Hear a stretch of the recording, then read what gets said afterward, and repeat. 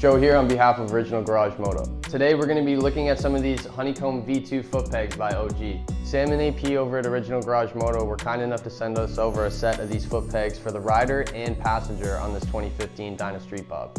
We kind of want to go over why you would change your stock pegs out for something like these. Here's a stock peg off a 2015 Dyna.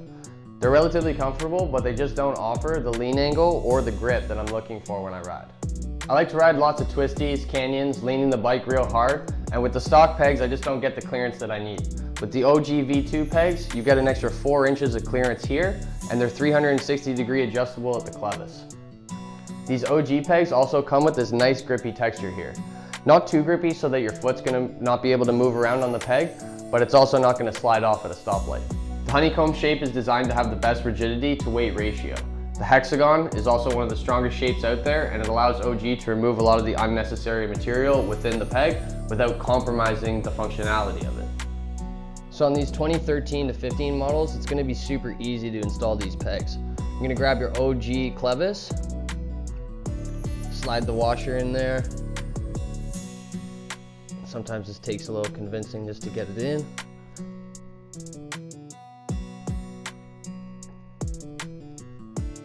You're gonna grab your bolt, just slide that through.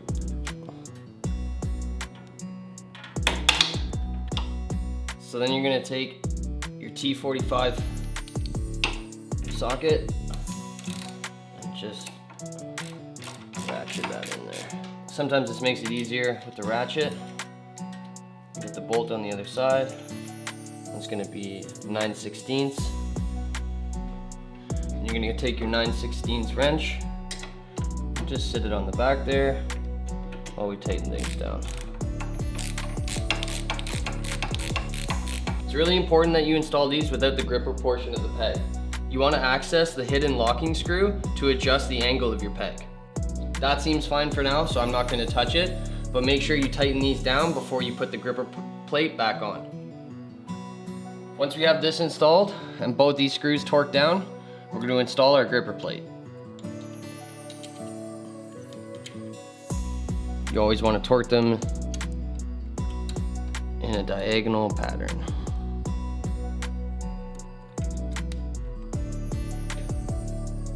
So now that we got the rider peg installed, we're going to go ahead and move to the passenger peg.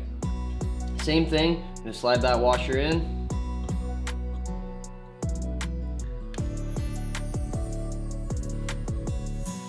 Once you got your peg in, then we can take our bolt, feed that through. So now we're going to grab a 9/16 ratchet, 9/16 open wrench, and tighten those up. Now that doesn't look too bad, but I'm probably going to have to adjust this. Now once we have the passenger peg adjusted as well, we're going to torque down our locking screws, and we're going to put our top clamp back on. If you go down or drop the bike and damage the gripper portion of the peg, don't worry about replacing the entire cost of a new set. You can just replace the gripper plate. It's such a badass feature that OG offers. And now that's dialed in. I'm sure once you get on the bike, you may need to make some minor adjustments on how you like the actual peg sitting, but obviously that'll take some playing around. I can't thank OG enough for sending us these parts. They look super badass on the bike. I love the way they look. I love the way they feel. And honestly, I wouldn't run any other peg on my bike. Super stoked. Thank you guys so much. Make sure you hop on over to www.originalgaragemoto.com and get yourself some of these badass foot pegs. Thanks for watching, guys. Make sure to like, subscribe, and stay tuned for tons of more content like this.